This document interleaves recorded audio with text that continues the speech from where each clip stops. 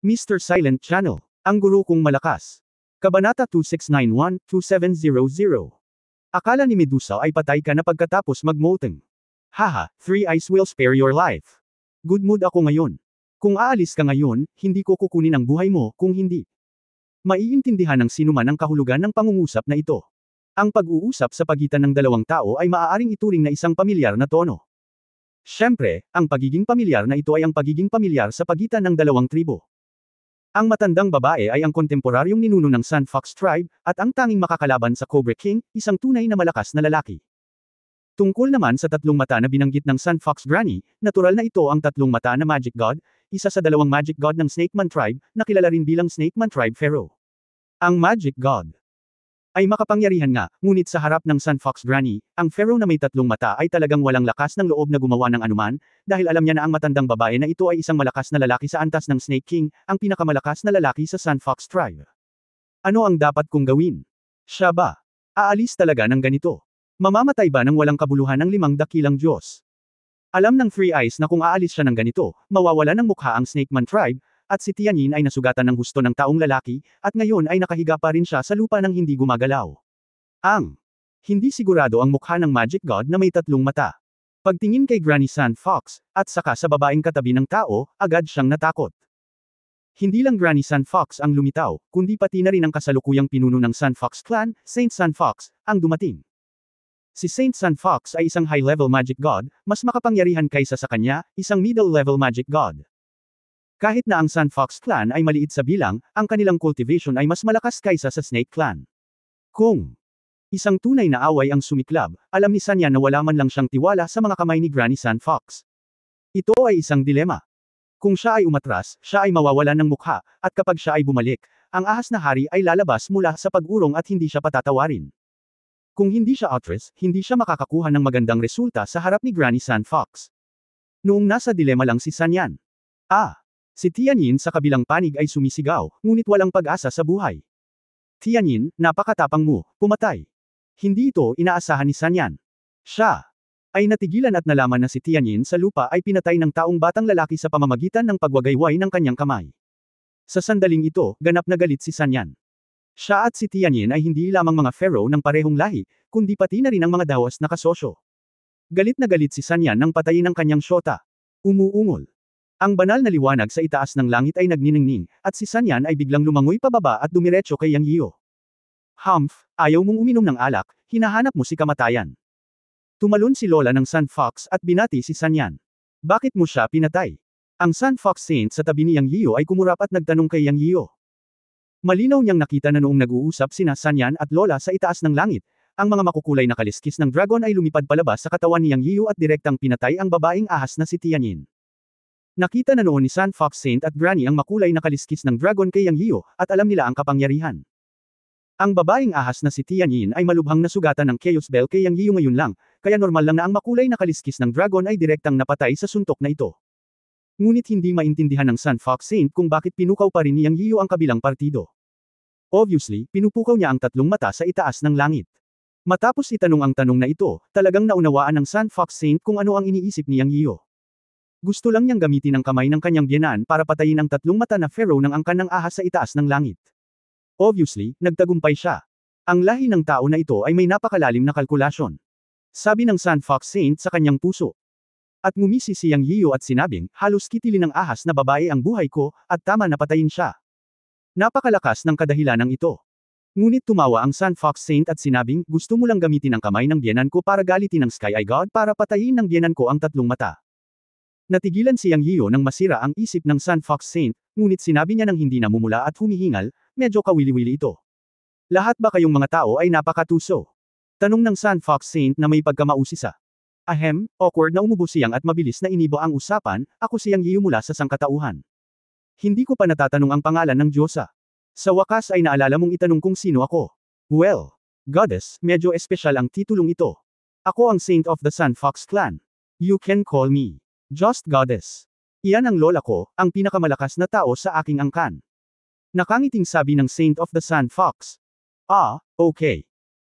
Biglang natuklasan ni Yang Yiyo na ang babaeng fox na ito na may napakalakas na cultivation at hindi kapani-paniwalang maganda ay talagang napaka-cute, o sa halip, medyo walang muwang, medyo katulad ni Zek siyang sa simula. Inosente tulad ng isang blankong papel, na Joka wili-wili. Boom! Habang nag-uusap ang dalawa, may mga dagandong at hiyawan mula sa langit. Halos hindi na kailangan pang tingnan ni Yang Yiu para malaman na ang tatlong mata na Magic God ng taong ahas ang natalo ng lola ng Sun Fox.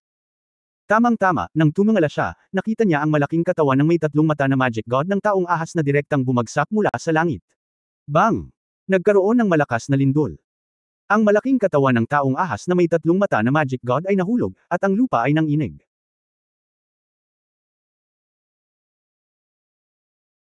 Gayunpaman, si Granny Sun Fox ay naging isang gintong liwanag at nahulog mula sa langit, dumiretso sa tatlong mata na Magic God sa lupa.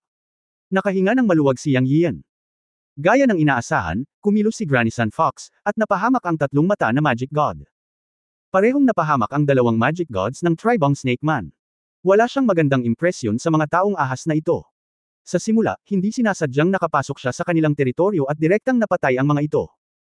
Ngayong nagkaroon na siya ng pagkakataon na patayin sila, hindi na sila pakakawalan ni Yang.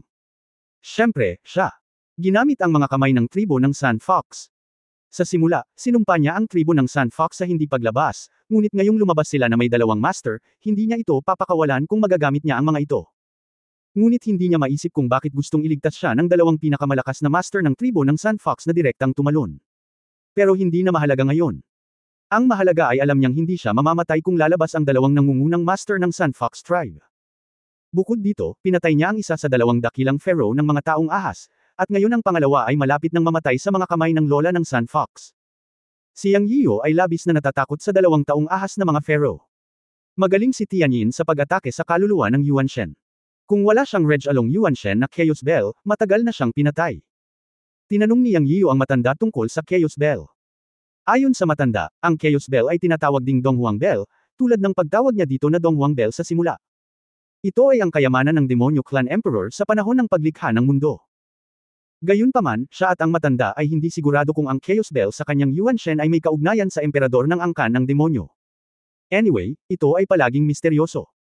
Sa pagkakataong ito ay iniligtas niya ang kanyang buhay, at higit na nararamdaman niyang Yiu na ito ay may magandang pinagmulan.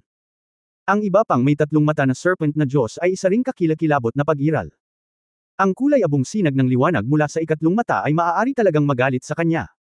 Kung hindi dahil sa pag-iral ni Han Yuan Yiki, magiging bato na siya ngayon. Siyempre, sa huli, si Granny Sun Fox ang nagligtas sa kanyang buhay. Kaya't maagang namatay ang dalawang pharaoh ng tribo ng ahas sa antas ng Diyos ng batas. Sa isang kisap mata, tumama si Granny Sun Fox. Ang sumunod na segundo, ang tatlong mata na Diyos ng batas ay tiyak na mamamatay. Ngunit sa sandaling ito, may kakaibang nangyari. Isang mas kahangahangang kulay abong sinag ng liwanag ang nagmula sa langit, tumagos sa kalangitan, at dumiretso sa Granny Sun Fox. Kasabay nito, walang emosyon ang boses ng isang babae, "Oh Granny Sun Fox, hinahanap mo ba ang kamatayan?" Boom! Pagkatapos ng suntok, iwinagayway ni Lola Sun Fox ang kanyang tungkod upang harangin at tunawin ang kulay abong sinag ng liwanag na tumagos sa kalangitan, ngunit nanatili siya sa himpapawid na may tame-time na ekspresyon, nakatingin sa langit at sinabi sa malalim na boses, "Akala ni Medusa ay namamatay ka na dahil sa molteng, nandito ka na ba?" Kabanata 2672, may pagkakataon sa ilalim ng lawa. Medusa. Malinaw na narinig ni Yang Yian ang boses ng Sun Fox Granny sa itaas ng abot tanaw. Sinabi ng Saint of Sand Lake, "Oo, kung gayon ito ang hari ng tribo ng ahas, Medusa." Hindi. Hindi ba ang tribo ng ahas, hindi ba Cobra? Bakit Medusa? Medyo naguluhan si Yang Yian. Ayon sa kanyang pagkakaintindi, walang kinalaman ng Cobra at Medusa sa isa't isa. Noong nasa Earth ang pangalang Medusa, ayon sa mga tala sa mga aklat, ito ay isang ahas manbanshee sa sinaunang mitolohiyang Griego. Ngayon ay lumitaw itong buhay sa God Realm, talagang. Narinig ko lang ang Saint of Sand Fox na nagsabi, ang hari ng Cobras mismo ay lampas sa pag-iral ng mga ordinaryong ahas. Tinatawag nila itong Medusa, at noon pa man. Ang sagot na ito ay natural, at si Yang Yian ay tila walang mali dito. Hindi nahirapan si Yang Yian sa tanong na ito. Sa sandaling ito, ang Sun Fox Granny sa itaas ng abot tanaw ay may Sol M na natingin sa kanyang mukha. At ang makulay na liwanag ay namuo sa di kalayuan. Sa susunod na sandali, lumitaw ang isang batang babae na ahas, na ang hitsura ay hindi bababa sa Sun Fox Saint, ngunit ang kanyang mukha ay malamig at walang bahid ng emosyon. Nakasuot siya ng korona sa kanyang ulo at makulay na baluti sa kanyang itaas na katawan, ngunit siya ay kalahating hubad. Ang kanyang balat ay kasing puti ng jade, at ang kanyang ibabang bahagi ng katawan ay isang makulay na buntot ng ahas. Ang mga kaliskis ay kumikinang, at dinala niya ang kanyang napakalaking presyon, na napakalakas kaya naramdaman ni Yang Yiyu na hindi siya makahinga. Matapos patakbuhin ang Chen Kun Dao Shanggang, naramdaman niya na ang pressure ay nawala ng husto. Muling narinig sa kanyang tainga ang Sol Emna na boses ng Sun Fox Saint, Yang Yiyu, ingatan mo ang iyong sarili at lumayo ka. Tutulungan ko ang aking biyenan. Mukhang matagumpay na umunlad ang Medusa. Anong ebolusyon?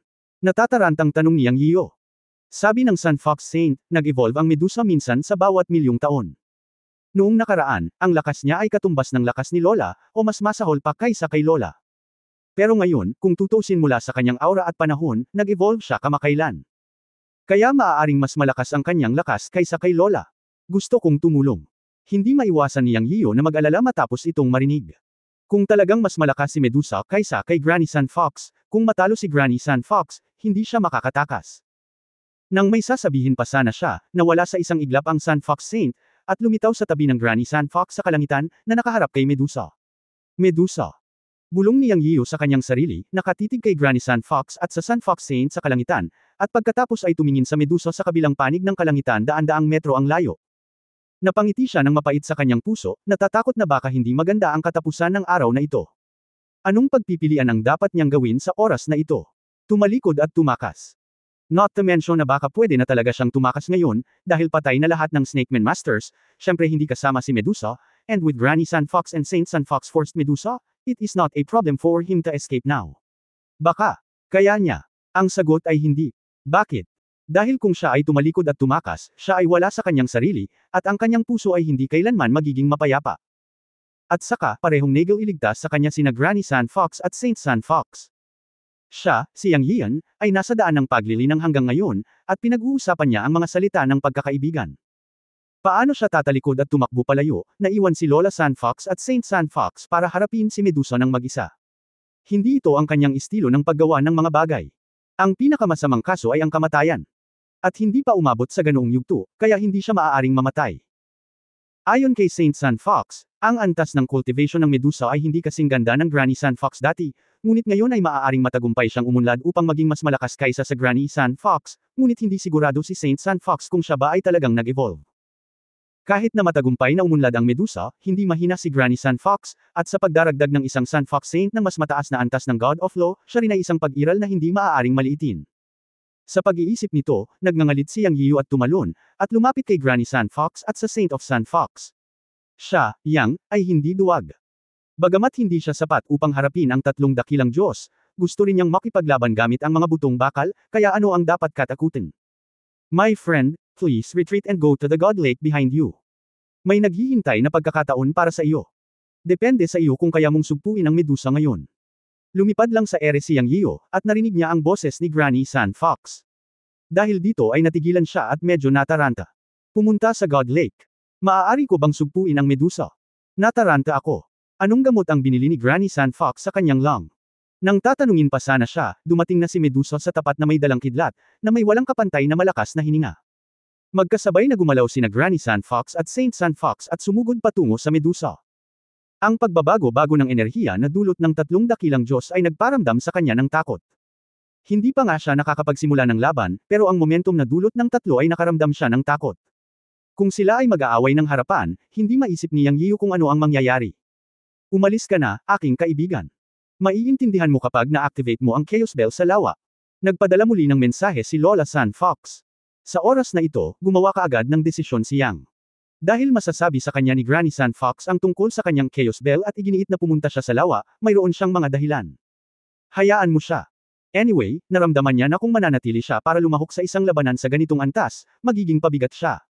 Ito ay mas mabuting piliin na magtiwala kay Granny Sun Fox at pumunta sa lawa. Pakiramdam niya ay walang masamang intensyon si Granny Sun Fox. Kung may masamang intensyon, hindi sila lalabas para iligtas siya sa kritikal na sandali. Curious ako kung ano ang nasa sagradong lawan ng Sun Fox Clan. Hiniling sa kanya ni Granny Sun Fox na pumasok sa lawa, na nagsasabi na ito ay isang pagkakataon para sa kalayaan. Boom! Ang susunod na pangalawang Granny Sun Fox at Saint Sun Fox ay nakikipaglaban na sa Medusa. Isang mahinang tunog ang yumanig sa buong mundo.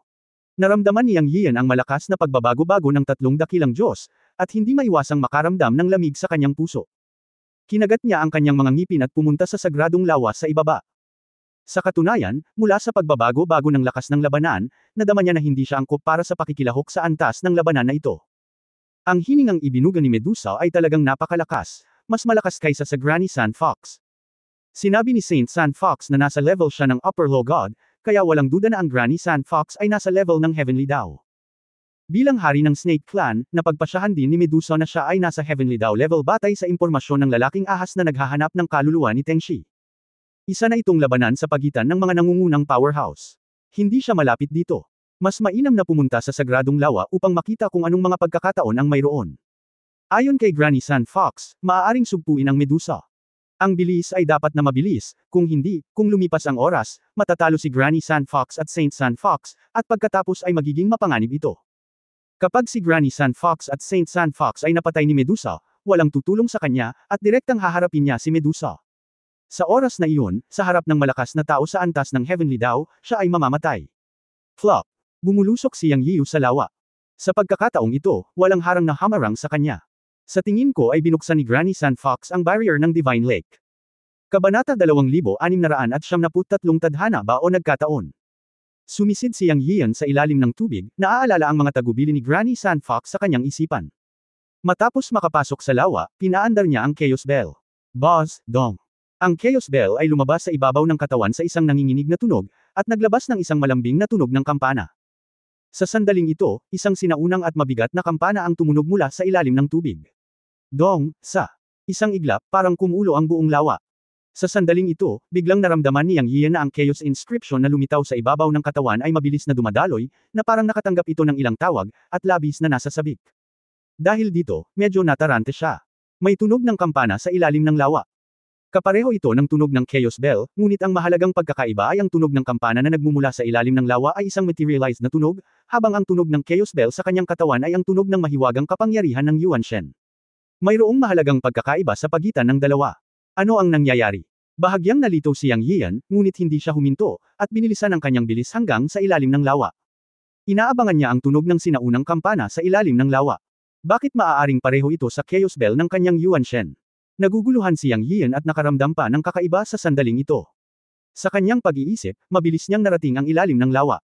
Nakita niya ang isang malaking hanay ng altar sa kanyang paningin, na naglalabas ng mga pagsabog ng gintong liwanag.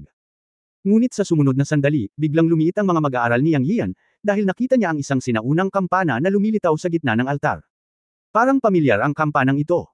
Si Yang Yian ay umupo ng hakbang-hakbang at humakbang papunta sa altar. Walang puwersang humadlang sa kanya, at maayos siyang lumapit sa altar at tumayo sa harap ng sinaunang kampanang ito. Sa sandaling ito, nabigla siya. Sa wakas, alam niya kung bakit nagkaroon ng dagandong, kung bakit pamilyar ito, at kung bakit gusto ni Lola Xiaoho na pumunta siya sa ilalim ng lawa. Dahil itong sinaunang kampana sa altar ay ang Chaos Bell. Ito ay eksaktong kapareho ng hugis ng nasa kanyang Yuan Shen, ang pagkakaiba lang ay ang isa sa Yuan Shen ay ang kaluluwa, at ang nasa harap niya ay totoo. Ang virtual at ang tunay ay pareho. Ito ang pagkakaiba sa pagitan ng kaluluwa at katawan. At ito ang katawan ng Chaos Bell sa kanyang kaluluwa, sigurado si Yang Yian dito. Dahil habang papalapit siya, mas malakas ang dagandong. Nang inag na ang Chaos Bell sa kanyang kaluluwa, gustong pumasok sa malaking kampana sa kanyang harapan. Walang malay, humakbang pasulong si Yang Yian at inabot ang malaking kampana. Ang 3 metrong taas na kampana ay natatakpan ng isang layer ng lumot, at ang buong bagay ay asul-itim. Gayunpaman, ang ilang mga inscription ay maaaring malabo na makikita dito, na eksaktong kapareho ng mga inscription sa Chaos Bell sa kanyang kaluluwa. Labis na nagulat si Yang Yian. Hindi niya maintindihan kung bakit magkakaroon kami ng ganoong bagay. Ang Chaos Bell ay isang bagay na nilinang niya, at masasabing ito ay likas. Pero hindi niya inaasahan na may lalabas na totoong bagay dito. At ito ay nasa sagradong lawan ng Sand Fox Clan. Hiniling sa kanya ng Sand Fox Granny na pumunta sa ilalim ng lawa sa sandaling ibukan niya ang kanyang bibig, na parabang matagal na niyang alam ang resulta. Nahirapan si Yang Yian na malaman ito. Habang iniunat niya ang kanyang kamay, hinawakan niya ang Chaos Bell.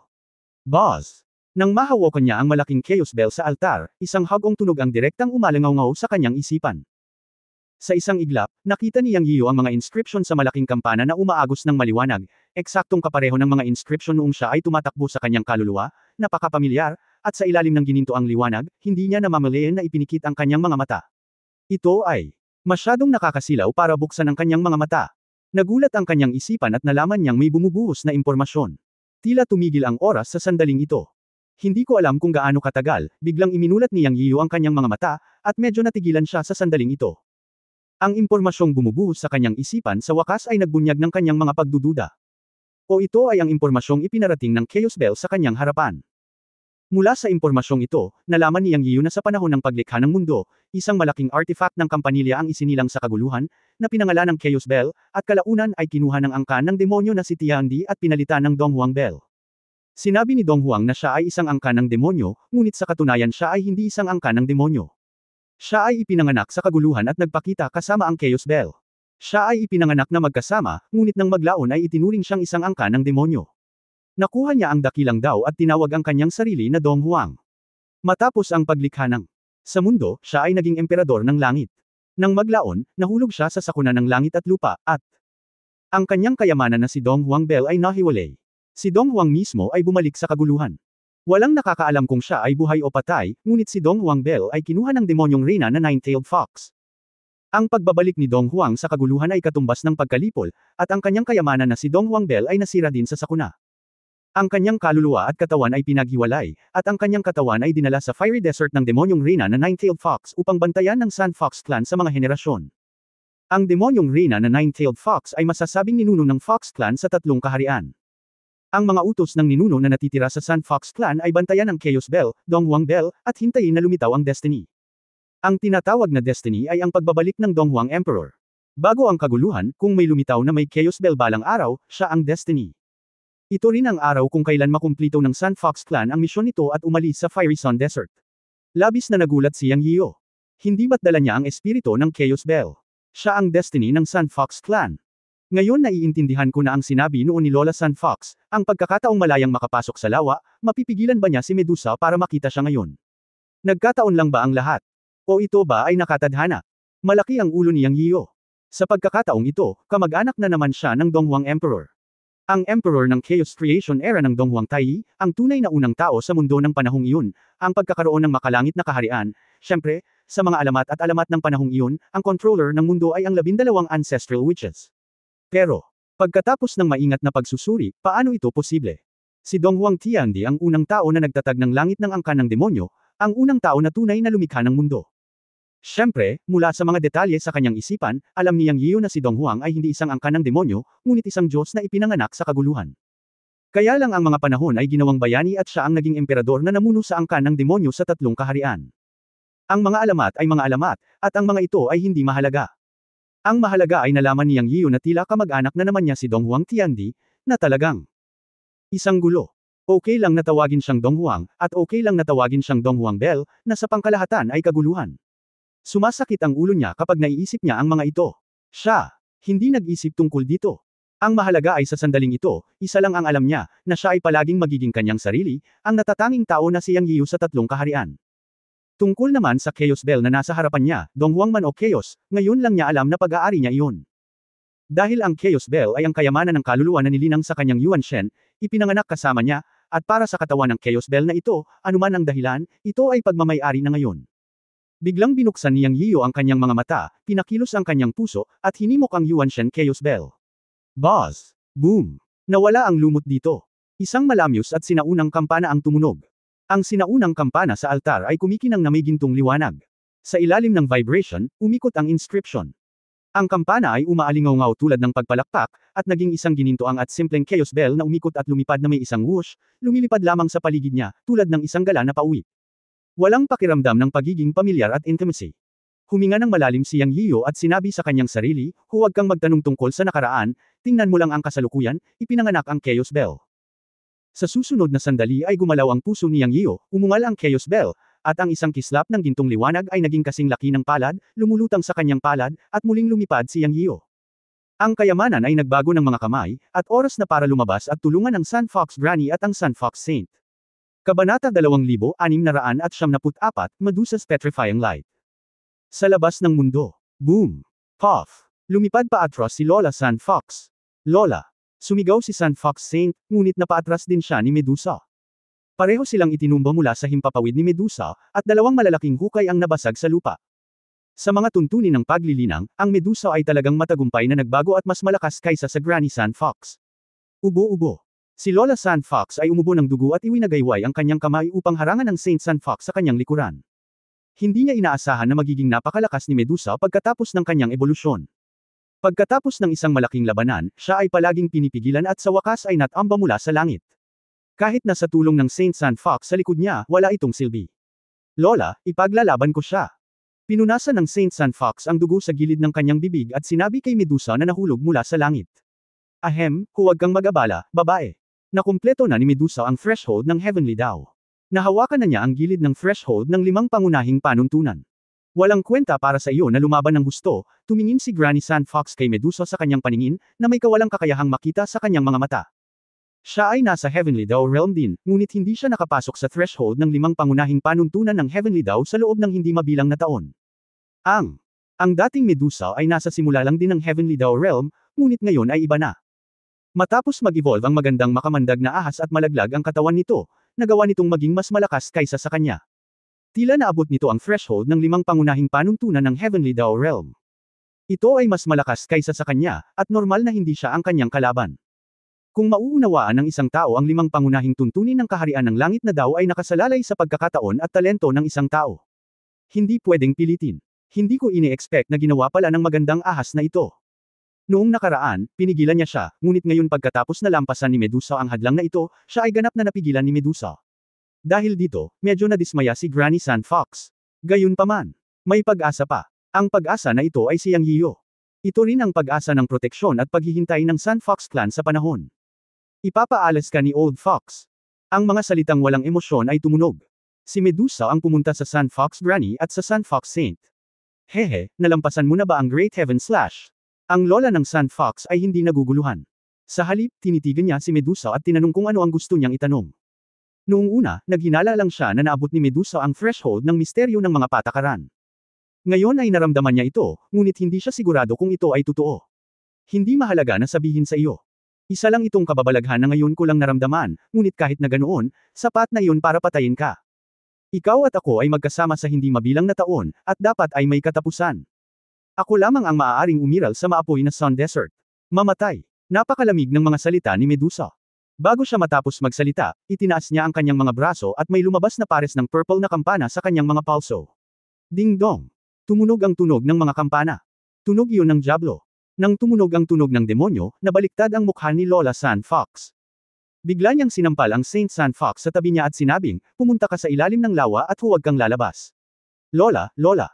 Alam ni Saint Sandfox na yayakapin siya ni Lola, at ang kanyang isip ay agad na nagulo. Tinawag niya sina Lola at Lola, na parehong tinawagan niya mula pa noong bata pa siya. Walang duda na hiniling ni Lola na iligtas niya ang kanyang buhay, kaya dapat ay si Lola ang isinakripisyo. Ngunit hindi makontrol ni Saint Sandfox ang kanyang katawan at direktang nahulog sa God Lake. Hindi niya napigilan ang pagtatanim ni Lola. Sa kabilang banda, alam ni Granny Sandfox ang tunog ng Diablo ni Medusa, at lumuwa siya ng isang subaw ng dugo. Kinurot niya ang spell gamit ang kanyang kamay at ang kanyang bibig ay naglabas ng gray notes, isa-isa upang i-play ang tunog ng demonyo. Bilang isang matandang karibal ng Medusa, alam ni Granny Sandfox ang mga pamamaraan ng kabilang partido. Natural na pamilyar siya sa tunog ng demonyo. Alam pa niya na ang tunog ng Diablo na ang Heavenly Sound God na pinatay noon ni Yang Yiyo ay itinuro ni Medusa. Gayunpaman, alam ni Granny Sandfox na hindi siya makakatagal ngayon, dahil malakas ang cultivation ni Medusa, at natural na tataas ang kapangyarihan ng kanyang Heavenly Demon Sound. Napakaingat pa rin ni Granny Sandfox tungkol sa Heavenly Demon Sound na direktang tumama sa Yuan Shen. Kinanta niya ang lihim na paraan ng Sandfox, ang Divine Fox Summoning Heaven Method, na Heavenly Sound din. Kaya niyang labanan ang Heavenly Demon Sound ni Medusa noon, ngunit ngayon. Siyempre, ang Lola Sandfox ang higit na nag-aalala tungkol sa hindi sa Heavenly Demon Sound ng Medusa, kundi sa mga mata ni Medusa. Upang maging tumpak, ito ang pinakamakapangyarihang talento ni Medusa. Ang banal na liwanag ng langit na mata. Ito rin ang kapangyarihan ng Grey Light Column sa Three-Eyed Magic God. Isa lang itong napakalakas na bersyon sa Medusa. Ang lahat ay maaaring masira kapag ang liwanag ng mga mata ay sumikat. Ito ang malaking takot ng Medusa. Noong nakaraan, kapag si Granny Sandfox ay humarap sa liwanag ng mga mata ni Medusa o sa banal na liwanag ng ikatlong mata ni Medusa, hindi siya nang ahas na hawakan ito ng puwersahan. Palagi niyang sinisikap na pigilan, ay dissolve at iwasan ito, gayunpaman, upang pigilan ang banal na liwanag ng ikatlong mata ni Medusa na talagang sumikat sa kanya. Maaari rin siyang umasa sa kanyang paglilinang na mas malakas kaysa Medusa upang labanan ito, ngunit ngayon ay walang tiwala si Lola Sandfox na kaya niyang mapaglabanan ang banal na liwanag ng mga mata ni Medusa. Dumating ang kinatatakutan niya. Mahirap para sa kanya na labanan ang tunog ng Diablo sa oras na ito, at siya ay kumapit.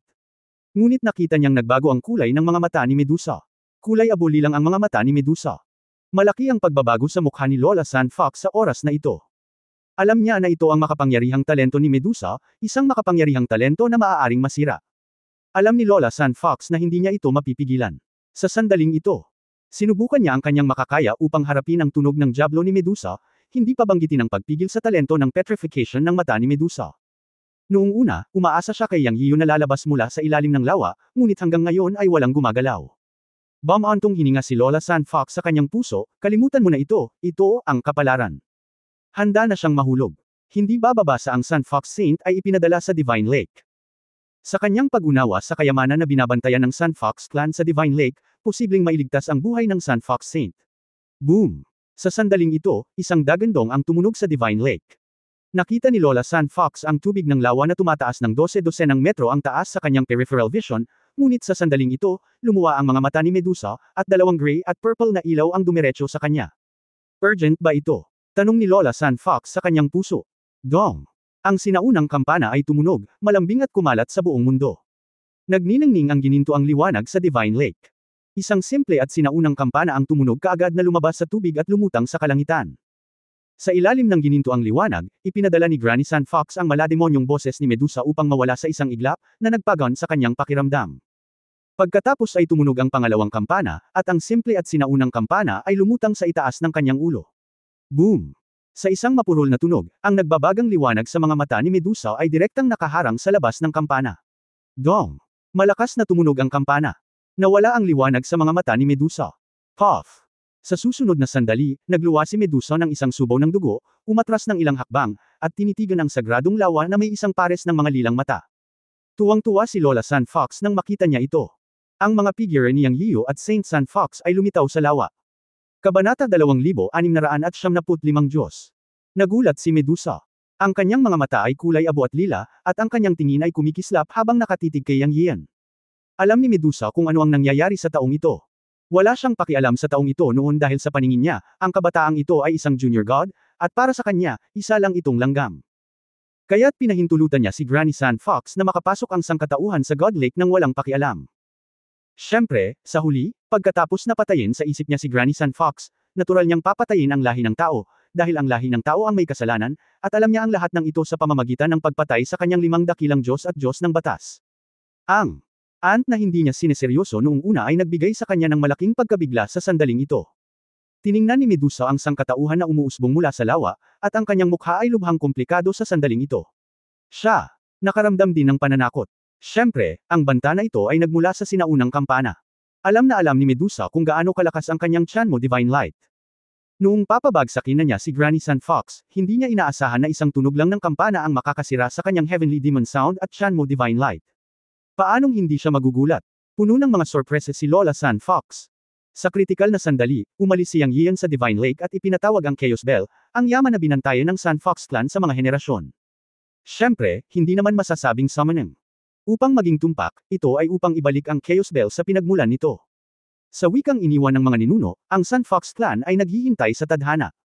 Isang araw, nang may lumitaw na may kasamang Chaos Bell, ito ang tadhana na hinihintay ng San Fox Clan, at ito rin ang pakay ng mga sumusunod sa kanilang clan. Ngayon ang wikang ito ay perpektong ipinapakita sa harap nila. Hindi alam ng iba kung ano ang Chaos Bell, ngunit alam na alam ito ni Granny San Fox. Siya, mas alam kung gaano kalakas ang Chaos Bell. Not to mention that Medusa is at the stage of touching the mystery of the rules of heaven. Kahit na ito ay isang malakas na tao sa level ng hidaw, huwag isipin ang pagkuha ng magandang deal sa harap ng Chaos Bell. Ang pagtunog ng kampana ay yumanig sa 3 kaharian. Ang Chaos Avenue ay umiiral sa mundo. Ang operasyon ng kaguluhan ay nagbubukas ng mundo. Ang 9 na tugtog ng kampana ay sanhi ng pagkamatay ng mga Diyos at demonyo. Ito ay isang talaan ng Chaos Bell. Gaya ng inaasahan, isang ring lang ng kampana ang nagligtas sa kanya mula sa nakamamatay na pag-atake ni Medusa. Sa kasong ito, gamaan ang pakiramdam ni Granny San Fox. Tapos na ang kalamidad ngayon. Si Medusa naman, hehe, basta payag ang tadhana, o ang Panginoon, matutulungan niya ang Panginoon para sirain ang katawan at kaluluwa ni Medusa. Ang Chaos Bell ay may 9 na ring, ang bawat isa ay mas malakas kaysa sa isa. Puno ito ng misteryo. Nakakalungkot na mahina pa rin ang tadhana para ilabas ang tunay na kapangyarihan ng Chaos Bell, Ngunit sa tulong niya, walang problema sa pagpapabagsak kay Medusa. Hindi banggitin ang pagkabigla at damdamin sa puso ni Medusa at Granny Sandfox sa sandaling ito, kahit siyang mismo ay puno ng pagkabigla. Ang kapangyarihan ng Chaos Bell ay napakalakas na ito ay lampas sa imahinasyon. Inaalala ang oras kung kailan siya lumipad paitaas mula sa ilalim ng lawa, lumipad siya patungo sa ibabaw ng tubig na may hawak na chaos, ngunit hindi niya inaasahan na ang Sandfox Saint ay lilipad pababa sa isang iglap, at ito ay wala sa kontrol, at siya ay direktang bumangga sa kanya. Alam ni Yang Yian sa isang sulyap na ang Sandfox Saint ay wala ng kontrol, at mabilis niyang iniunat ang kanyang mga kamay upang hawakan siya, na nagbabalak na saluhin siya, ngunit sino ang nakakaalam na minamaliit niya ang lakas ng Sandfox Saint, at siya ay nasa kanyang mga bisig ng biglaan. Well, a burst of fragrance and softness almost made Yang's mind magulo. Anyway, naranasan na niya ang dapat niyang maranasan, at hindi maipaliwanag ang kasiyahan sa pagkakaroon ng kagandahan sa kanyang mga bisig. Sa kasamaang palad, hindi nagtagal ang magagandang panahon. Mabilis na nag-react ang Sandfox Saint sa kanyang mga bisig at sinabi sa kanya ang tungkol sa sitwasyon ng Sandfox Granny at Medusa sa labas sa ilang salita. Matapos marinig ito, alam din ni Yang Yian na hindi na siya makakasali pa, at mabilis silang lumipad patungo sa tubig. Kasabay nito, inilabas ni Yang Yian ang kanyang banal na pakiramdam upang pagmasdan ang labas ng mundo. Nakita niya agad na na-corner si Granny Sandfox ni Medusa. Nasa bingit na siya ng kamatayan. Nalaman din niya na may dalawang ganap na magkaibang aura sa Medusa, at pamilyar siya sa kanila. Sila ang kapangyarihan ng Heavenly Demon Sound ni Pharaoh Tianyin at ang kakaibang petrification power sa ikatlong mata ng Three-Eyed Pharaoh. Gayunpaman, ang dalawang kapangyarihang ito ay sabay na makikita sa Medusa lamang, at ang kanilang kapangyarihan ay mas malakas kaysa sa kapangyarihan ni Tianyin at ng tatlong mata na paraon.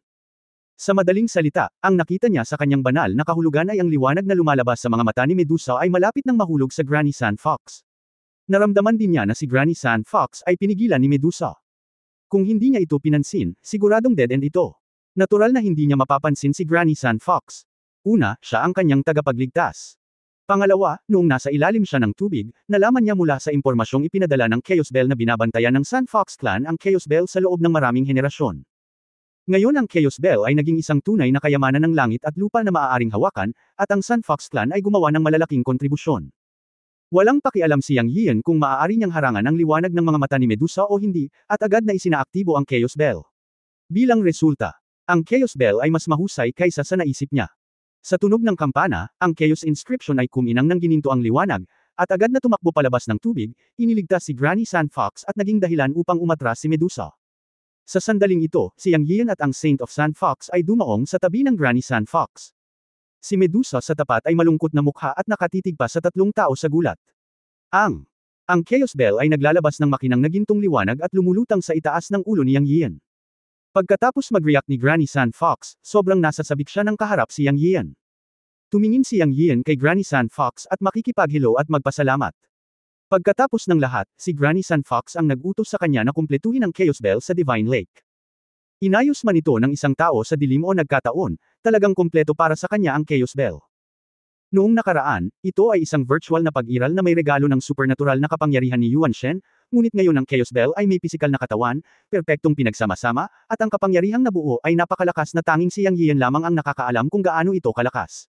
Dapat niyang pasalamatan si Lola Sandfox. Ngunit sa susunod na sandali, bago siya makapagsalita, biglang lumuhad si Lola Sandfox sa isang tuhod na may tungkod sa kanyang kamay, at lumuhad sa harap niya, at tuwang-tuwang sumigaw, ang nine-tailed heavenly sand ng Sandfox Clan ay nagbibigay pugay sa Panginoon ng Langit. Natigilan si Yang Yian. Diyos! Paano ito lumabas? Medyo natarante siya. Ngunit sa pag-iisip tungkol sa impormasyong ipinadala ng Chaos Bell sa ilalim ng lawa, tila naiintindihan niya ito, ngunit sa pagharap sa sandaling ito, hindi alam ni Lola Sandfox kung paano sisigot. Alam kong nalilito ang Diyos. Ipapaliwanag ko sa Diyos ang bagay na ito. Ngayon, hinihiling ko sa Diyos na tulungan akong patayin ang makamandag na ahas na Medusa bago gumawa ng desisyon. Hiniling ni Granny Sandfox kay Yang Yiyo na harapin si Medusa. Tumango si Yang Yiyo, okay, ano ang kailangan mong gawin ko?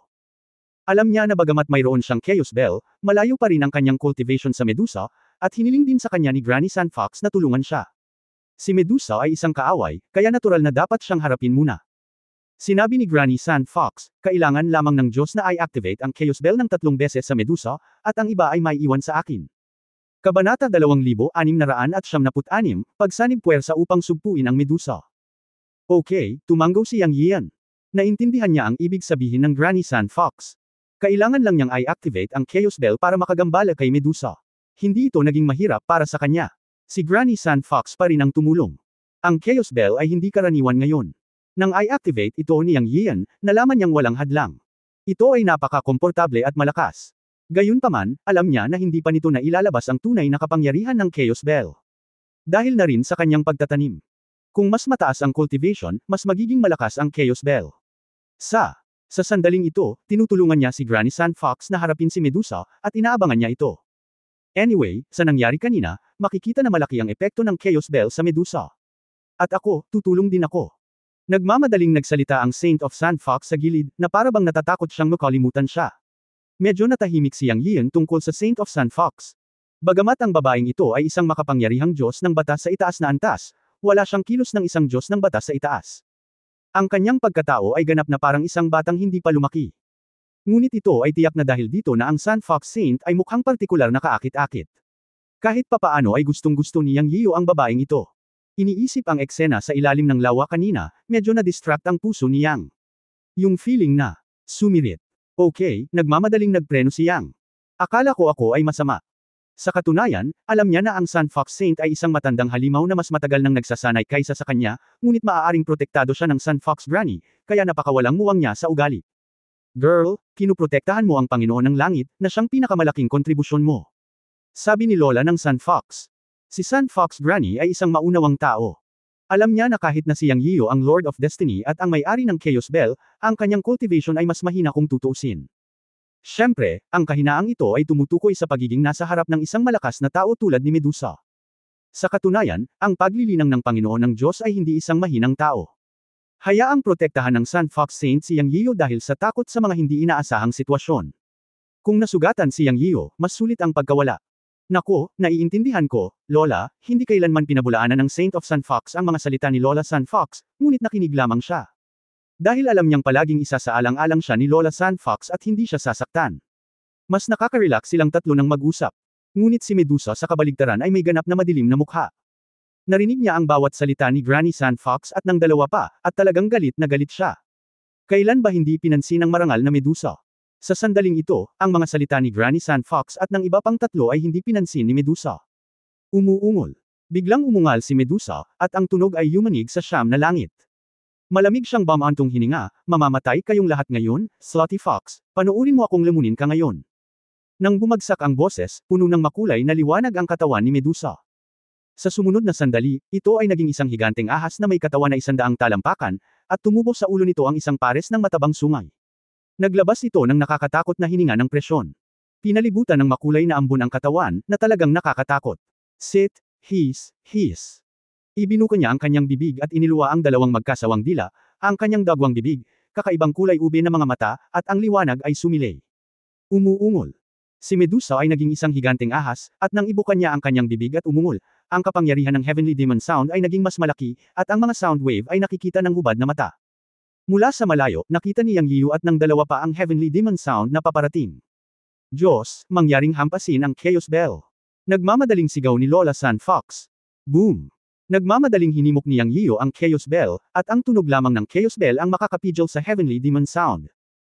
Isang malamyos at mabigat na kampana ang tumunog, at isang serye ng mga inscription ang natipon sa liwanag, na nagmamadali patungo sa Heavenly Demon Sound ng Medusa sa isang iglap. Boom, boom, boom. Ang banggaan ng dalawang ganap na magkaibang musikal na mahiwagang kapangyarihan ay sumabog na may dumadagandong na dagandong. Umiikot ang espasyo. Sa sandaling ito din na sumugod si Medusa.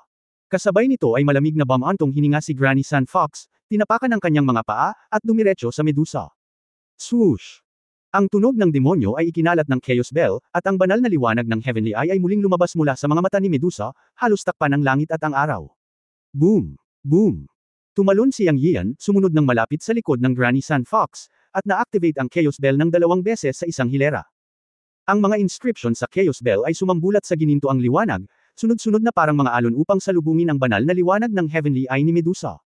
Sa oras na ito, iniwagayway ni Granny Sandfox ang tungkod sa kanyang kamay at biglang pinindot ang Chaos Bell. Dong!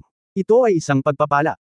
Muling tumunog ang tunog ng Chaos Bell, umalangaw sa buong mundo na parang kulog.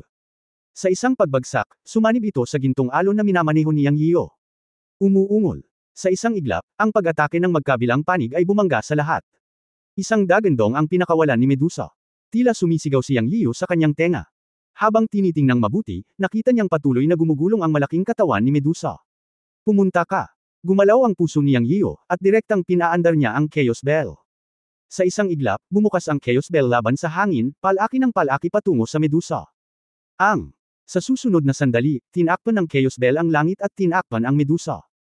Sa oras na ito, ang figure ng Sun Fox Granny ay kumikislap, ngunit siya ay lumipad muli, lumipad sa itaas ng Chaos Bell, sumigaw ng mahina, at sinampal ng isang palad ang Chaos Bell. Buzz! Nang inag ang Chaos Bell, at pinigilan ng palad ng Sun Fox Granny at nahulog mula sa langit. Nang makita ito, alam ni Yang Yiyan na buong lakas na pinipigilan ni Granny Sun Fox. Talagang nababalot ng kaguluhan si Medusa sa mga oras na ito, at alam niyang sa kanya nakasalalay ang susunod na mangyayari. Boom! Sa panginginig. Binalot ng Chaos Bell si Medusa at mabangis na bumagsak sa lupa. Nayanig ang buong lupa. Umakyat ang alikabok sa langit. Bumaba si Yang Yiyan, at sa susunod na sandali ay tumayo siya sa Chaos Bell. Sa sandaling ito, ang pangkalahatang sitwasyon ay talagang napagpasyahan. Bahala na siya sa susunod. Sa isang pag-iisip sa kanyang isip, sinimulan niyang himukin ang Chaos Bell. Ang mga inscription sa Chaos Bell ay nagsimulang dumaloy, mas mabilis at mas mabilis. His his, dagandong dagandong dagandong. Sigaw ni Medusa sa loob. Boom boom boom. Ang Lola Sun Fox ay pumapatay sa sandaling ito, winuwagayway ang saklay sa kanyang kamay at patuloy na kumakatok sa Chaos Bell. Nararamdaman ni Yang Yiyan na sa tuwing kumakatok si Granny Sun Fox sa Chaos Bell, isang walang katulad na malakas na puwersa ang pumasok sa kaguluhan, at ang mga hiyawan ng Medusa sa loob ay palakas ng palakas. Sa pakikipagtulungan ni Granny Sun Fox, nalaman ni Yang Yiyo na mas madali niyang makokontrol ang Chaos Bell. Bang, bang, bang. Gayunpaman, ang Medusa sa loob ay talagang hindi isang madaling target. Nagsimula itong patuloy na bumangga sa Chaos Bell, na bumubuo ng isang malakas na puwersa ng pagsabog. Ramdam niya ang lakas ng impact na napakalakas. Kung wala si Granny Sun Fox para suportahan siya, baka hindi niya matrap si Medusa. Boom! Sa sandaling ito, dumating ang Saint Sun Fox at sumali. Kasama si Granny Sun Fox, patuloy silang nag-inject ng malakas na mana sa paligid ng Chaos Bell at hinampas ito ng paulit-ulit. Nakaramdam ng kalmado si Yang Yiyo at nagsimulang mag-concentrate sa pag-activate ng mga inscription sa Chaos Bell. Ang mga inscription ito ay hindi simpleng mga inscription, ngunit naglalaman ng kapangyarihan ng Great Tao. Ang bawat pag-activate ay katumbas ng pagtaas ng kapangyarihan. Ang Medusa ay magiging pino sa kalaunan. Pagkatapos ng buong kalahating oras, sa wakas ay nawalan ng lakas si Medusa na lumaban at tumigil sa paggalaw. Kabanata 2697 Iligtas mo ang iyong buhay. Mangolekta. Ibinulong ni Yang Yiyo ang salitang, collect. Huminto ang Chaos Bell at nagsimulang lumiit mula sa pagkalaki. Sa wakas ay huminto sina Granny Sun Fox at Saint Sun Fox. Sa isang kisap mata, pinaliit ni Yang Yiyo ang Chaos Bell sa kanyang palad. Bakit huminto ang Panginoon? Hindi maiwasang magtanong ni Lola Sun Fox. Ayon sa kanya, hindi niya dapat ihinto at pinuhin ang Medusa ng direkta, at ganap na mawala ang mortal na kaaway na ito. Ang Chaos Bell sa palad ni Yang Yiyo ay kumikislap pa rin ng gintong liwanag. Naramdaman niyang pagod na si Medusa. Talagang madali nang pinuhin si Medusa hanggang mamatay ngayon. Pero may sarili siyang plano. Gusto niyang iligtas ang buhay ni Medusa. Dahil ang orihinal na intensyon ng pagpunta dito ay upang hanapin ang Diyos ng Oras at Kalawakan, at ang Diyos ng Oras at Kalawakan ay maaaring makahanap ng ilang matatandang lalaki sa Chenkun Temple noong nakaraan. Ang mga taong iyon ay maaaring malakas na tao sa antas ng Heavenly Daw kung sila ay ilalagay sa kasalukuyan. Ang orihinal na intensyon ay hanapin ang siyam na malalakas na lalaki sa antas ng Heavenly Daw para tulungan siyang simulan ang reincarnation at makapasok sa Netherworld. Sa kasong ito, si Medusa ay nasa antas ng Heavenly Daw, isang handa na tao, bakit siya papatayin? Hindi ba tama na iwan siya dito? Siyempre, depende din kung susuko si Medusa o hindi. Kung susuko si Medusa, kasama si Granny Sun Fox, magkakaroon siya ng dalawang makapangyarihang tao sa antas ng Heavenly Daw sa paligid niya. Para naman kay Granny Sun Fox, alam ni Yang Yiyan na hindi dapat maging problema ang maging tagasunod niya. Pagkatapos ng lahat, ang impormasyon na ibinalik ng Chaos Bell ay nagpakita na ang Sun Fox Clan ay naghihintay para sa kanya, ang tao ng tadhana, na lumitaw. At ang Panginoon ng Langit ay tumawag noon. Ito ay isang tiyak na bagay. Kaya gusto ni Yang Yiyan na panatilihin ang Medusa. Nang marinig na nagsalita si Granny Sun Fox, ngumiti si Yang Yiyan at sinabing, ang Heavenly Daw ay mayroon ding birtod ng mapagmahal na buhay. Dahil nasa ilalim ng kontrol si Medusa, hindi mahalaga kung siya ay maiwang buhay. Lola. Kumikislap ang mga mata ni Sun Fox, at hindi na siya nagsalita pa, ngunit yumuko at tumabi. Alam din niya na si Medusa ay nasa mga kamay na ng Panginoon ng Langit na ito, at ang Panginoon ng Langit ang pumatay o pumutol sa kanya. Si Yang Yiyan ay ang Panginoon ng Langit na hinihintay niya, ang Panginoon, at siya ang alipin. Kung ano ang sinabi niya ay tama, at hindi siya mapabulaanan. Ito ang utos ng ninuno. Bagamat umaasa siyang papatayin ni Yang Yian ang dati niyang kaaway na si Medusa, hindi niya mapipilit ang kalooban ng Diyos. Nang makitang hindi na nagsalita si Granny Sun Fox, itinuon ni Yang Yian ang kanyang mga mata sa Chaos Bell sa kanyang kamay at sinabing, gusto mo bang mabuhay o mamatay? Ang mga salita ay napakadirekta at direktang tumama sa punto. Alam niyang naririnig siya ni Medusa. Sa harap ng buhay at kamatayan, hindi siya naniniwala na makakalaban pa si Medusa. Ano ang iyong antas ng Heavenly daw? Ngayong pinigilan ka sa Chaos Bell, buhay at kamatayan ang nasa isip niya. Matapos ang hindi mabilang na mga taon ng paglilinang, hindi siya naniniwala na ang Medusa na ito ay maaaring sabihin ang salitang kamatayan. Katahimikan. Walang paggalaw ng mahabang panahon. Ngumisi si Yang Yian at sinabi, bibilang ako ng 10 at magpapasya sa iyong buhay o kamatayan. Hindi pa rin kumikibo si Medusa sa Chaos Bell. 10, 9, 8, 7, 3, 2, gusto kong mabuhay. Sa wakas, ang napakahinang boses ni Medusa ay nagmula sa Chaos Bell.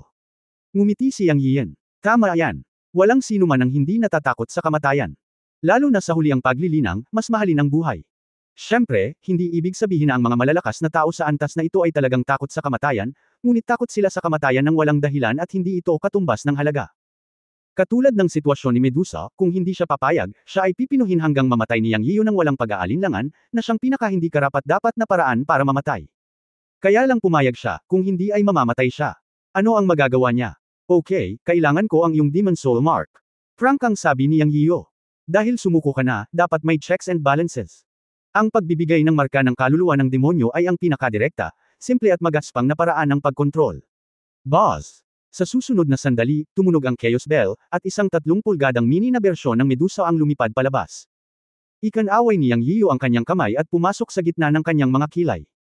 Ito ay katumbas ng pagkontrol sa buhay at kamatayan ni Medusa. Siyempre, kung ito ay ibang tao, si Yang Yiu, na nasa antas ng Diyos na Panginoon, hindi siya mangangahas na hayaan ang isang demonyong kaluluwa ng isang malakas na tao sa antas ng Heavenly Dawn na pumasok sa kanyang katawan, ngunit si Yang ay palaging exception. Espesyal ang kanyang Yuan Shen, at sa Chaos Bell at Han Yuan Yi Chi Pressure, wala siyang pakialam kung magbabalik ang demonyong marka ng kaluluwa ni Medusa. Mangulekta. Inalis ni Yang Yiu ang Chaos Bell. Inilabas ang Medusa. Matapos kontrolin ang marka ng demonyong kaluluwa ni Medusa, hindi siya natakot na lalabanan niya ito. Kung gusto niyang lumaban, maaari niyang sirain ang kanyang demonyong kaluluwa sa isang sandali. Lumabas si Medusa sa Chaos Bell at naging kasing laki ng isang normal na tao.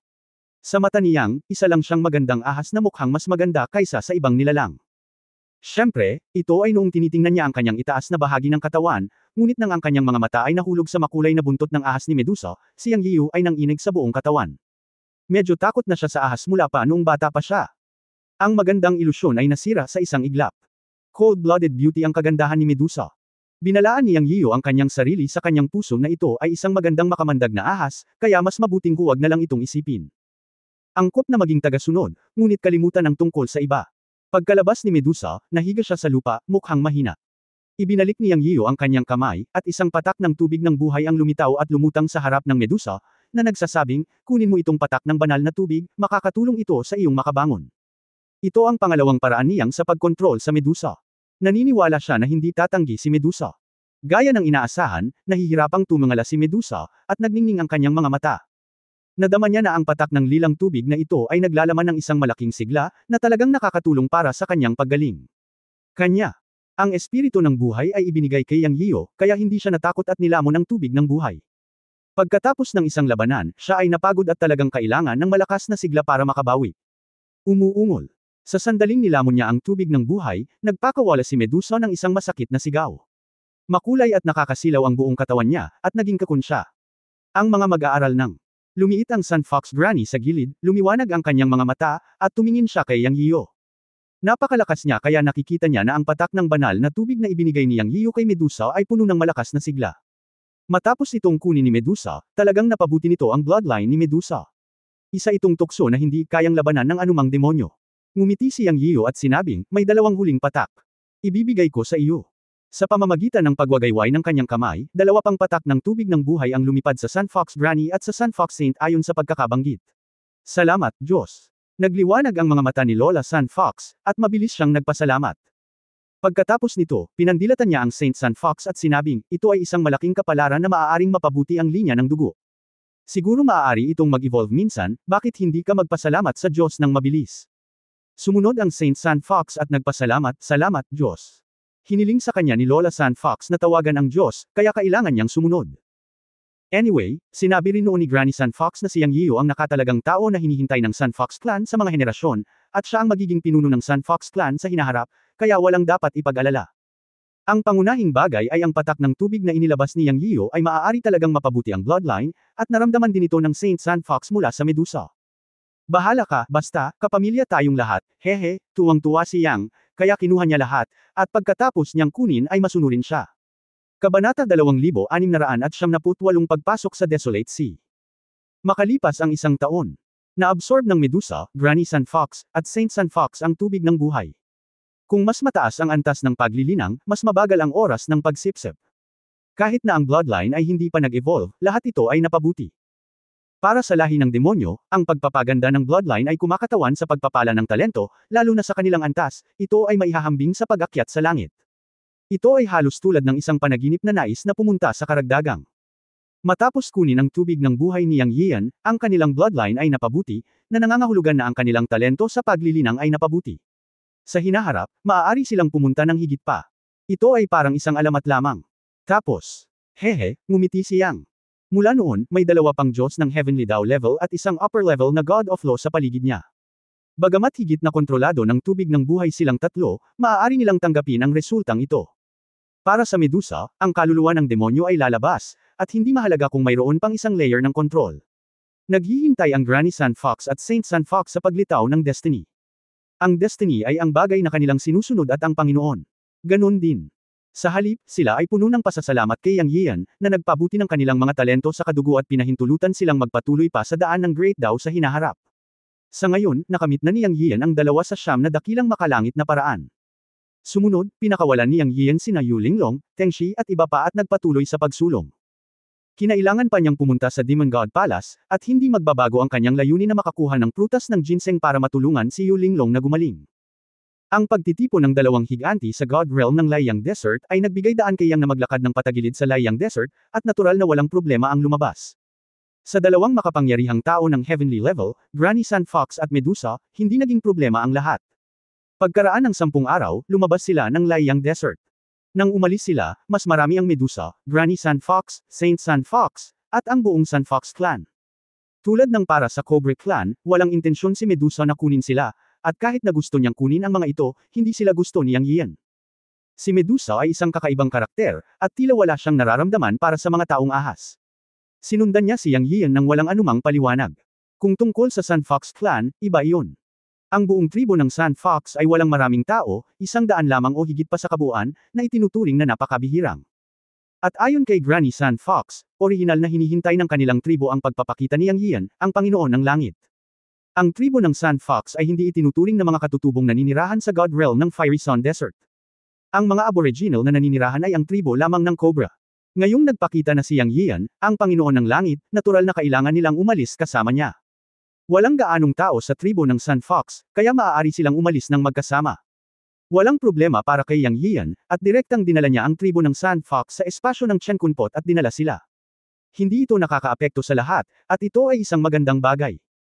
Ang tribo ng San Fox ay umalis sa God Realm ng Fiery Sun Desert at lahat ay kabilang sa Snake People Tribe, kaya naman umalis si Medusa ng may kumpiyansa. Pagkaraan ng 10 araw, naglakad sila palabas ng Fiery Sun Desert, at ang bilis ng malaking grupo ng mga tao ay tumaas din ng husto. Ang malawak na Fiery Desert ay may 2 Heavenly Dao level strongmen na nakaupo sa pamamahala, at walang problema kapag lumabas. Hindi banggitin ang iba pang mga bagay, ang hininga lang ng San Fox Saint ay magpapa-attract sa maraming nilalang sa disyerto mula sa malayo. Kaya't nang lumabas si Yang Yian at ang kanyang partido, napakakinis nito, at nakalabas sila sa loob lamang ng 10 araw. Siyempre, ang susunod na hakbang ay ang Tiwangwang na Dagat. Pagkatapos maglakbay sa Tiwangwang na Dagat, natagpuan namin ang isla na patungo sa Demon God Palace at pumasok sa Demon God Palace. Ito. Tumagal ng halos 6 na taon mula sa Chenkun Valley ng Sky God City upang maglakad palabas ng Laiyang Desert. Ang pangunahing dahilan ay medyo mahaba ang pagkakasalikop sa mga taong ahas sa Laiyang Desert God Realm, at lilipas ang oras ng hindi namamalayan. Mayroong higit sa 3 taon na natitira, at ang susunod na 1/4 ng kalsada ay natitira. Para kay Yang Yiyo, hindi na kailangang magmadali ngayon, dahil mayroon siyang dalawang super subordinate sa antas ng Heavenly Dao, at anumang mga insidente na mangyari sa daan ay maaaring malutas. Wala naman siyang dapat ikabahala. Siyempre, nasa kamay pa rin ni Wang Shu lang ang command ng buong team. Sa mga tuntunin ng pagkalkula at paggamit ng utak, ito ay hindi isang bagay na maaaring malutas sa pamamagitan ng lakas at paglilinang. Bukod dito, ang pag-aalala tungkol sa pangkalahatang malaking koponan ay talagang ilang mga bagay na walang halaga. Hindi maaaring hayaan ni Yang Yiyo ang Sun Fox Granny o Medusa na pangalagaan ang mga bagay na ito. Sa anumang kaso, ang malakas ay dapat palaging may kilos ng malakas. Kahit na ito ay ang Sun Fox Saint sa antas ng mataas na Diyos ng batas, hindi siya hahayaan ni Yang Yiyo na asikasuhin ang mga walang kwentang bagay na ito. Hindi naman pwedeng gumamit ng butcher knife para pumatay ng manok, diba? Bagamat ang tatlong dakilang Diyos ay naging kanyang tunay na mga sakop, si Yang Yiyo ay hindi nang ahas na baliwalain sila. Ang mga malalakas na lalaki sa antas ng Heavenly Dao ay bihira sa buong Eternal God Realm at sa God Realm kung saan siya nagmula. Kahit na ang mga Diyos ng batas ay mabibilang. Ang mga ganitong malalakas na lalaki ang tunay na pinakamalakas sa mundo. Si Yang Yiyo ay hindi bababa sa paggalang. Parehong nasiyahan sina Granny Sun Fox at Medusa sa saloobin ni Yang Yiyo. At least nirerespeto sila. Siyempre, walang pakialam si Granny Sun Fox. Si Medusa ang nakakaramdam ng dignidad. Pagkatapos ng lahat, pilit siyang pinasuko ni Yang Yiyo, nagboluntaryo si Granny Sun Fox, at natural na malapit kay Yang Yiyo. Gayunpaman, ang Medusa ay may hangin ng pag-iwas sa mga estranghero sa lahat ng paraan. Walang emosyon ang kanyang nakakatakot na magandang mukha, at lumipad na lamang siya nang walang sinasabi. Ang ugali ni Lola Sun Fox ay ganap na kabaligtaran ng Medusa. Siya ay may napakabait at banayad na ekspresyon sa lahat ng paraan. Siya mismo ay mukhang isang matandang babae, at naramdaman ni Yang Yiyo ang matagal nang nawawalang pakiramdam ng intimacy, na para bang mayroon siyang isang uri ng intimacy na mararamdaman lamang mula sa kanyang lola. Sa pag-iisip kay Lola, palaging nalulungkot si Yang Yiyan. Si Yang Yiyan ay talagang mas malapit sa kanyang lola kaysa sa kanyang mga magulang. Sa kasamaang palad, nang mamatay ang kanyang lola, wala siyang kakayahang baguhin ang kanyang kapalaran sa kanyang paglilinang noong panahong iyon. Ngayon meron na siya, pero sayang wala na si Lola at hindi na maibabalik ang panahon. Ngunit alam din niya na ang pagsilang, pagtanda, sakit at kamatayan ay ang ikot ng langit. Ito ay isa sa mga mahusay na paraan. Wala siyang pinagsisisihan. Ang langit ay may nakapirming numero, at ang reincarnation ay hindi naman isang masamang bagay. Malinaw, ngunit kahit na siya ay nilinang sa isang Diyos, siya ay isang laman at dugong katawan sa mahabang panahon at may emosyon. Kaya kapag walang hadlang sa pagitan ni Yang Yiyan at Sun Fox Granny, tinawag din niya ang Granny with Sun Fox Saint, tulad ng pagtawag kay Lola noong panahong iyon. Sa wakas, ito ay Sun Fox Saint. Ang hindi inaasahan ni Yang Yiyan ay ang makapangyarihang upper-level magic god girl na ito ay naging kaibigan ni Yu Linglong mula nang siya ay lumitaw. Ito rin ay isang magandang bagay. Masaya si Yang Yiyan na may makakausap kay Yu Linglong. Mula nang makita ni Tengshi si Medusa, siya ay naging ganap na pipi. Nararamdaman pa ni Yang Yiyo ang panginginig ni Tengshi sa harap ni Medusa. Ang mas normal ay sina Huang Shulang at Tu Jingyuan. Pareho silang napaka-stable. Nasa harap at likod silang dalawa para i-maintain ang malaking team at asikasuhin ang lahat. Iniligtas nito si Yang Yiyo ng maraming pag-aalala. Sa wakas ay pumasok sa sinaunang mundo. Sa oras na ito, tinanong ni Yang Yiyo si Lola Xiaoho, Lola, gaano karami ang alam mo tungkol sa Demon God Palace? Kabanata 2699 na Tsunami Thunder. Bahagyang huminto si Lola Sun Fox, medyo seryoso ang kanyang mukha, at nagsabi, Panginoon, pupunta ka ba sa Demon God Palace sa pagkakataong ito? Hindi sinabi ni Yang Yiyan kay Granny Sun Fox at Medusa ang patutunguhan sa pagkakataong ito. Nagtanong lang siya tungkol sa Demon God Palace pagkatapos pumasok sa tiwangwang na dagat. Ngayong nabanggit na ito ngayon, walang balak si Yang Yiyan na itago ito. Lahat sila ay itinuturing na kanyang sariling mga tao. Mas mabuting sabihin kay Granny Sun Fox at Medusa na pakinggan ito. Pagkatapos ng lahat, ang dalawang ito ay tunay na mga Diyos, at sila ay umiiral sa parehong antas ng Palace Master ng Demon God Palace. Siyempre, ang pagsasalita tungkol dito, ang antas ng langit ay nahahati din sa ilang mga antas. Ang pagpasok sa kaharian ng langit ay ang pagpasok ng dakilang kaharian na ito. Pagkatapos nito, ito ay upang maunawaan ang mga misteryo ng limang tuntunin, tulad ng oras at espasyo, buhay, kamatayan, kadiliman, at liwanag. Pagkatapos nito, ito ay ang yugto ng pagsasama-sama ng limang panuntunan, pagsasama-sama ng mga misteryo ng limang panuntunan, at sa wakas ang mga misteryo ng limang panuntunan ay pinag-isa, na kung saan ay transcendence. Kaya kung bibilanggan mong mabuti, napakalaki ng kaharian ng langit. Mayroon ding mataas at mababang antas. Halimbawa, si Granny Sun Fox ay nasa pinakasimula ng Heavenly Dao Realm, at hindi pa niya naiintindihan ang mga misteryo ng mga panuntunan. Si Medusa, sa kabilang banda, ay mas malakas kaysa sa Granny Sand Fox, at nahawakan na ang isa sa 5 misteryo ng mga panuntunan at pumasok sa ikalawang yugto. Ngunit mayroon pa ring malaking agwat sa pagitan nila at ng antas ng Hidao. Sa makatuwid, ang Heavenly Dao Realm ay isang magaspang at pangkalahatang termino lamang, at ang mga tunay na nakarating sa Heavenly Dao Realm lamang ang nakakaalam ng agwat sa pagitan nila. Alam ni Granny Sand Fox ang agwat sa pagitan nila, kaya hindi siya nagmadaling sumagot, at sa halip ay tinanong niya si Yang Yiyo. At sa pagkakataong ito, sinabi ni Yang Yiyo ang totoo. Simula sa simula, sinabi kay Granny Sand Fox ang kanyang huling plano na pumunta sa Demon God Dao Palace para kunin ang prutas na ginseng para maibalik si Yu Linglong, at syempre si Medusa, dahil alam niyang hindi nagsasalita si Medusa ngunit nakikinig. Pagkatapos magsalita ni Yang Yiyo, seryosong sinabi ni Granny Sand Fox, "Panginoon ko, bihira kaming magpapansin sa labas ng mundo. Medyo narinig na namin ang tungkol sa 3 Dao Palaces sa Eternal God Realm, pero wala kaming masyadong alam. Gayunpaman, ang 3 palasyo ng Dao ay may mahabang kasaysayan, at hindi sila dapat may kumpara sa maliliit na puwersa. Una sa lahat, ang mga pinuno ng palasyo ng 3 palasyo ng Dao ay pawang nabubuhay sa antas ng Heavenly Dao. Nabalitaan na silang lahat ay malalakas na tao na nakabisado ang 5 pangunahing panuntunan ng Heavenly Dao Realm. Kahit na sila ay mga malalakas na tao na naiintindihan ng isa sa mga patakaran, sila ay dapat na napakalakas, mas malakas kaysa sa akin at sa Viper. Ang pagpunta sa Demon God Dao Palace ay magagawa, ngunit hindi mo ito mapipilit, kung hindi, magkakaroon ng malaking problema. Kailangan pang maging maingat ang aking Panginoon. Siyempre, kahit anong desisyon ang gawin ng Panginoon, susuportahan ko ito." Ipinahayag ni Granny Sand Fox ang kanyang pananaw, na isang pahayag din sa harap ni Yang Yiyo na susuportahan niya si Yang Yiyo. Sa sandaling ito, kahit na hindi nagsasalita si Medusa, nalaman ni Yang Yiyo na bumagal ang kanyang bilis ng paglipad, na nangangahulugang nakikinig siya sa pag-uusap ni Yang Yiyo at Granny Sand Fox. Ang pagiging tahimik ay hindi nangangahulugan ng pagiging pervert, ngunit si Medusa ay walang pagpipilian. Susunod siya kahit na mapunta siya sa impyerno dahil nasakop siya ni Yang Yiyo sa pamamagitan ng puwersa. Natural na naunawaan ni Yang Yiyo ang sinabi ni Lola Sand Fox ng seryoso, at ngumisi, "Lola, huwag kang mag-alala. Hindi ako makikipag-away sa Demon God Palace maliban kung ito ay talagang kinakailangan. Ang tunay na layunin ay para sa ginseng prutas pa rin." Nabalitaan na ang ilang malalakas na tao ay magdadala ng gayong mga banal na bagay sa Demon God Palace kapalit ng ilang mga banal na bagay. Makakahanap tayo ng paraan. Kung maiiwasan natin ang puwersa, hindi tayo dapat gumawa ng gulo. Lola, may alam ka ba tungkol sa ginseng fruit? Makakatulong ba ito sa pagpapanumbalik ng Yu Linglong? Habang nagsasalita, sumulyap si Yang Yiyo kay Yu Linglong na nakikipag-chat at tumatawa kasama ang Saint Sand Fox sa kabilang panig. Tumango si Granny Sand Fox at sinabing, mukhang ang sitwasyon ni Miss Linglong ay nangangailangan ng kayamanan tulad ng ginseng fruit. Ang ginseng fruit ay nakalista sa top 10 divine fruits sa God Realm, kaya natural na hindi pangkaraniwan. Kung makakakuha ka ng ginseng fruit, tiyak na makakatulong ito kay Miss Linglong. Nabuhayan ng loob si Yang Yiyan nang marinig niyang sinabi ito ni Granny Sand Fox, at seryosong sinabi, "Desidido akong kunin ang prutas na ginseng sa paglalakbay na ito sa Demon God Palace, gaano man ito kamahal. Kung may mangyari na hindi inaasahan, kailangan ko pa ring umasa sa inyong dalawa, Lola." Sinabi rin ito ni Yang Yiyan kay Medusa, "Diyos, patawarin mo sana ako. Kalooban ng Diyos ang aking misyon. Talagang gagawin ko ito. Panatag ka lang, Diyos." Alam na alam ni Granny Sand Fox na ang kanyang buhay ay pag-aari na ni Yang Yiyan, hindi pa banggitin na mula nang ipanganak ang Chaos Bell, si Yang Yiyan ang naging Lord of Sand Fox, at ang kalooban ng Master ay ang kanyang misyon.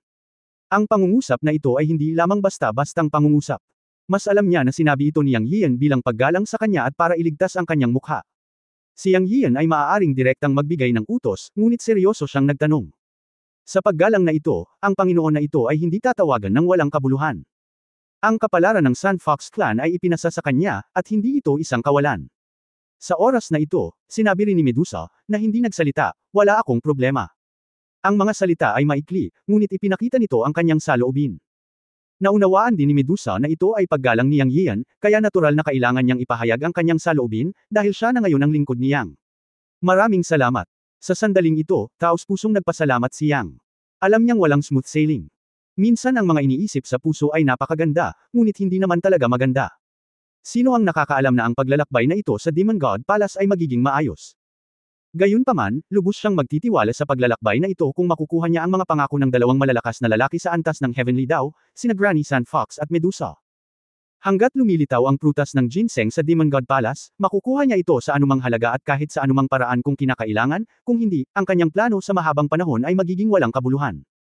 Ito ay hindi niya pinapayagan. Laging tama na isaalang-alang ng mabuti ang mga bagay at asahan muna ang pinakamasamang sitwasyon. Siyempre, hindi siya walang ingat na tao. Mas mainam na makuha niya ang prutas ng ginseng ng mapayapa nang hindi gumagamit ng puwersa. Pero kung may balakid man, lalaban siya ng walang pag-aalinlangan.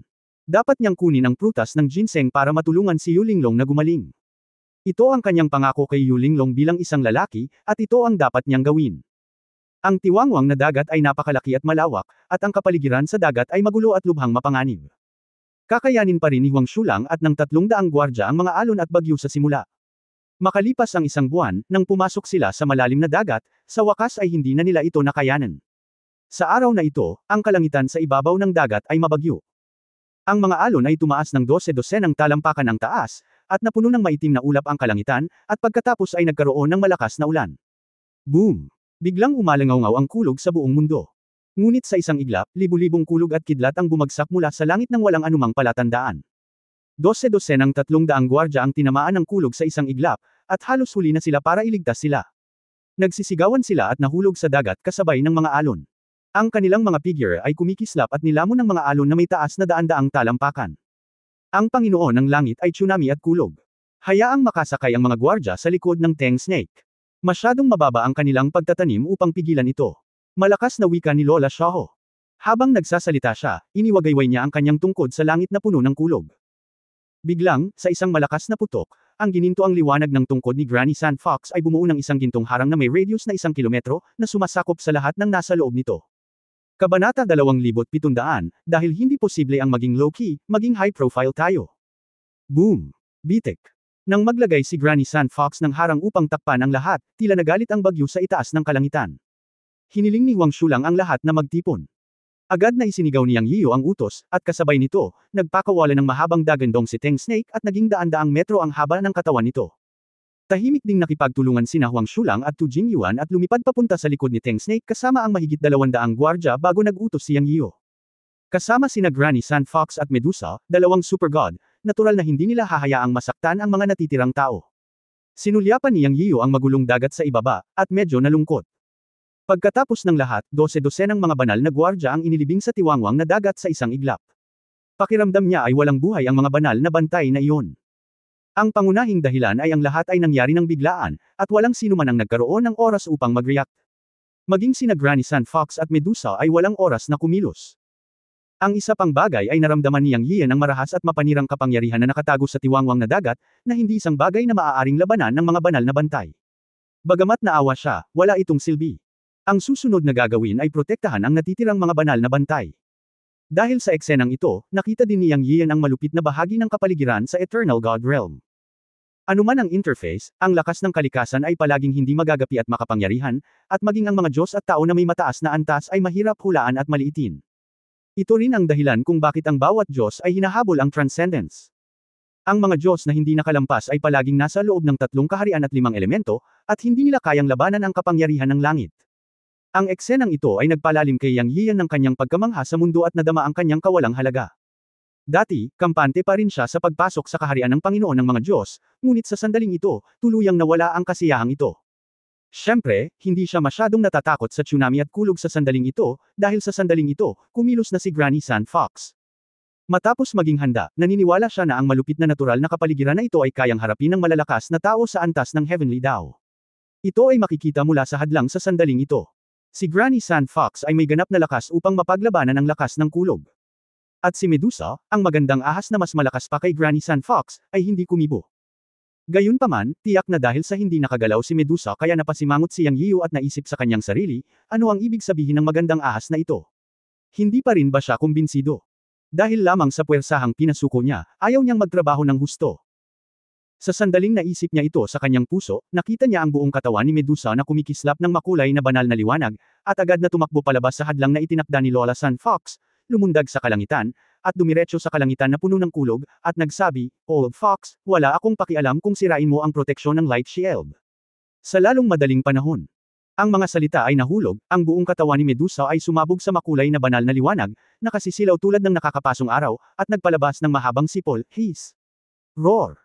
Ngunit sa isang iglap, siya ay naging isang katawan na tumatakip sa langit at araw. Sa mga mata ni Yang Yiyo, ang pagbabago ni Medusa sa pagkakataong ito ay napakalaki na marahil ay 10,000 metro. Sa mahabang dagandong, nagbago ang kulay ng langit at lupa. Ang hindi inaasahan ni Yang Yian ay sa susunod na sandali, direktang lumunok si Medusa sa isang subo, at ang kulog sa kalangitan ay nilamon sa malaking bibig sa isang kisap mata. Nawala ang maitim na ulap sa kalangitan. Nang mawala ang madilim na ulap, nawala ang kulog, at ang liwanag ng nakakapasong araw ay lumitaw sa itaas ng kalangitan. Biglang naging maaliwalas at kalmado ang langit. Sa sandaling ito, si Yang Yian man ang nagulat, o kahit ang mga mata ni Lola Xiaohu ay kumikislap, marahil ito ay isang pagkilala sa makapangyarihang kapangyarihan ni Medusa. Not to mention the others, lahat sila nanlaki ang mata. Tila walang nakaisip na may ganito kalakas na tao sa mundo na nilalamon ang kapangyarihan ng langit at lupa sa isang subo. Si Teng Shi, na isa ring Snake Clan, ay tumingin kay Medusa na umaaligid sa itaas ng langit. Sa sandaling ito, siya ay dumura, ngunit ang kanyang mga mata ay puno ng pagkahumaling. Tiningnan ni Yang Yian ang malaking katawan ni Medusa at nabawi ang mentalidad ng isang taong ahas pagkatapos ng isang flash ng halo. Pagkatapos ng laki ng isang normal na tao, ang kanyang puso ay puno ng ginhawa. Naunawaan na niya ngayon na ang kayang sugpuin si Medusa sa Fiery Sun Desert Realm ay talagang isang bagay ng swerte, o masasabing sa pagkakaroon ng Chaos Bell at ng Sun Fox Granny, masasabi lamang na maswerte siyang nasugpo ang magandang ahas na ito. Kung walang Chaos Bell, mahirap para kay Yang Yian na isipin kung ano ang magiging resulta. Hindi niya maisip ang lakas ni Medusa. Sa kabilang banda, nagkaroon din siya ng bagong pagkakaintindi sa kanyang Chaos Bell. Kung gaano kalakas si Medusa, sa huli ay nadurog siya ng Chaos Bell, na nagpakita na ang Chaos Bell ay talagang isang kayamanan na higit sa lahat ng bagay. Ito ang kombinasyon ng likas na mahiwagang kapangyarihan mula sa Yuan Shen at ang Chaos Bell na binabantayan ng Sun Fox Clan, na naging dahilan ng pagkakaroon ng pinakamataas na kayamanan. Sa pag-iisip nito, medyo nasasabik si Yang Yian.